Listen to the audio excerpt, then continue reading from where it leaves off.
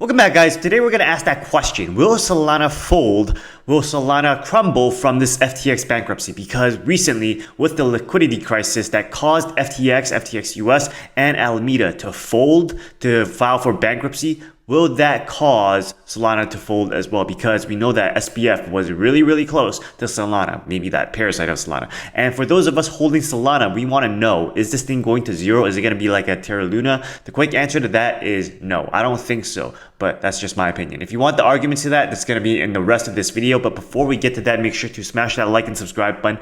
And once we've got that done, let's jump right in. Guys, remember there are timestamps in the description because I don't want to waste anyone's time. So go to the section that you're interested in. But to start things off, LeClaire was on Twitter spreading FUD during the time that basically the first day that FTX started crumbling, right? Because Solana also crumbled and they were down some percentage points. And that's because Sol is very close to SBF and Alameda, as they were huge investors in Sol. We know from the leaked CoinDesk report that Alameda has about $292 million in Sol at that point, and another $863 million of locked Sol. So to be quite honest with you, I think the reason that the price for Sol fell is basically it's an emotional market, right? People act on emotion, not on rationality. And when everything tanked, Sol wasn't the only one that tanked. Bitcoin tanked, Ethereum tanked, and I hope you picked up some deals because I certainly did. But because Sol is closely tied to SBF, that's probably one of the reasons why it tanked more. Anytime a bank run happens, as it did with FTX, we're gonna see blood. So here's the thing, guys. I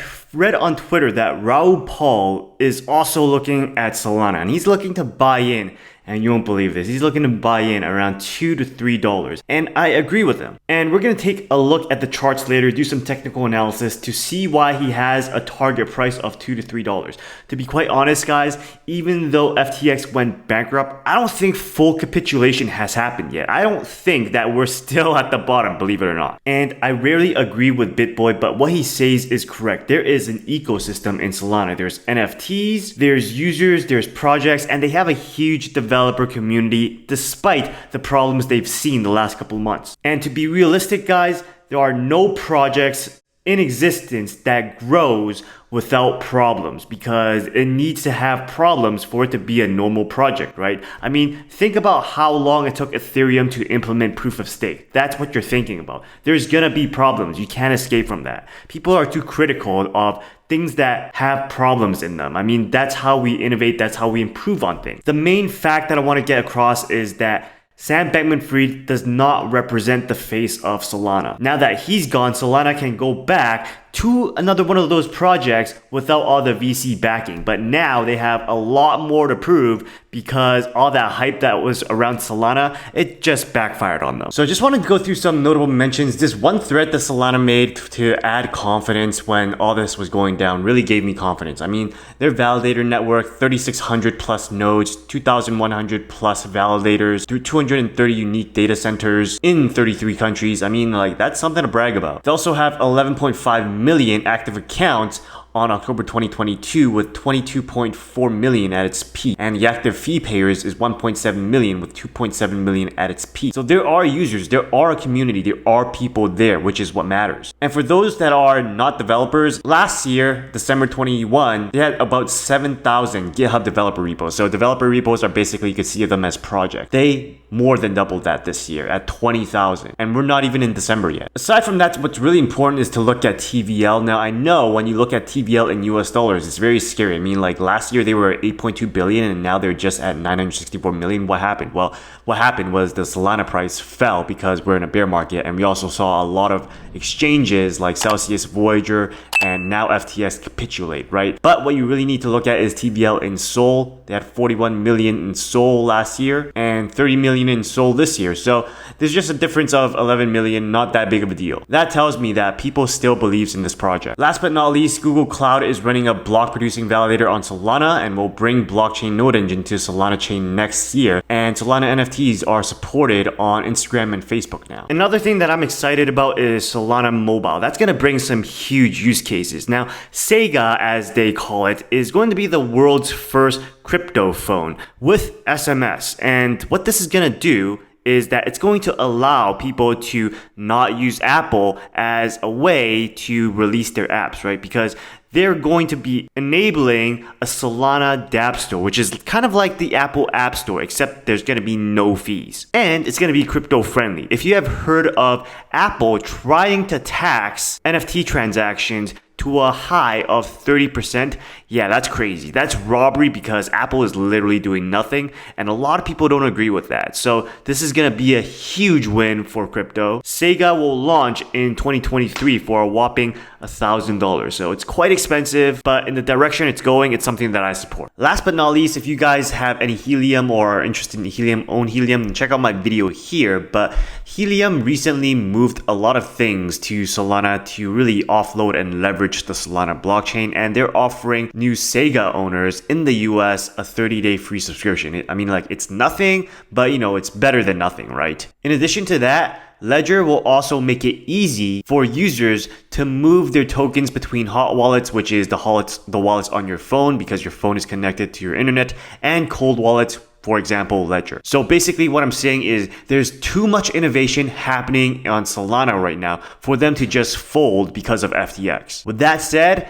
let's go do some technical analysis and look for some targets. I'm going to keep repeating it like a broken record, guys. Get your Ledger and your Apricorn in the pinned comments below, because having cold storage, that's the safest way to go right now. No exchange right now is safe. After seeing what happened to FTX, yeah, so you better get all your assets into a ledger. I keep on repeating this ever since Celsius went bankrupt, and I'm going to keep repeating it because I foresee more exchanges going bankrupt. You guys got to get your assets off of those exchanges. During the time that FTX was having their liquidity crunch, we are also looking at Solana having a huge unstaking event on Thursday, November 10th, which was yesterday. So what happened was that the treasury was going to have 28.5 million SOL scheduled to be unstaked, but they decided that they're going to skip that. They restaked them, so that unstaking 28.5 million never got unstaked, which is good because if that much tokens flood the market, SOL would have definitely crashed. Alright guys, some quick technical analysis that even a 5th grader can understand. So it looks like we have no Fibonacci's because this was the last one from top to bottom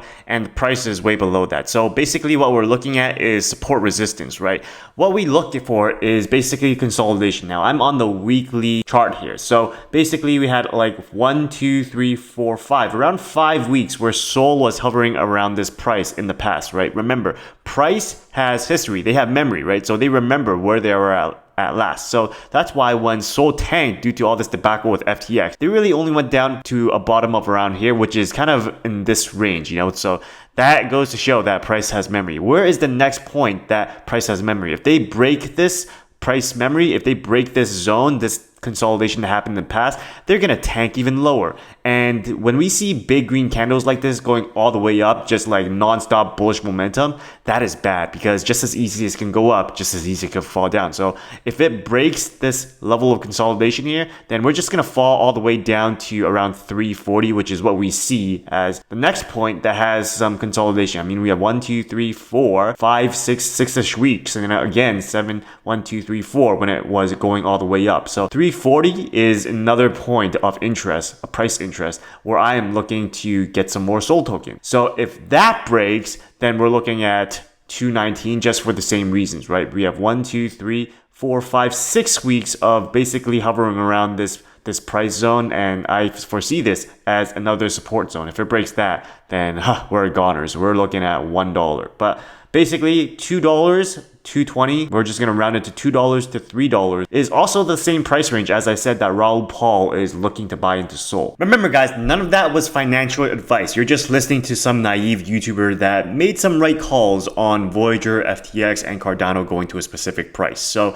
whether this goes there or not, I have no idea. It's just basically what I believe in. So please do your own research and due diligence before investing, and don't blame me if you lose money. But aside from that guys, this is a very, very emotional market. What I see in Solana is that they have fundamentals. The fundamentals are there. It's just that the emotions get you. I mean, they even get me. I mean, my heart is telling me one thing, but my mind is telling me this doesn't make sense. It has value. So it's basically kind of like when you're in bed with a girl and she's telling you that you can go in raw, that she is okay, and you know that she's not on the pill, and if you don't use a condom, it's gonna be disastrous. Your heart is telling you, oh man, this is gonna feel good, but your mind is telling you, yeah, the consequences are gonna be bad. It's that exact same situation. So with that said, if you enjoyed this video, please go smash that like and subscribe button. Check out our other videos on cryptocurrencies and passive income. And remember guys, continue working, continue building, continue inspiring. I'll see you next time.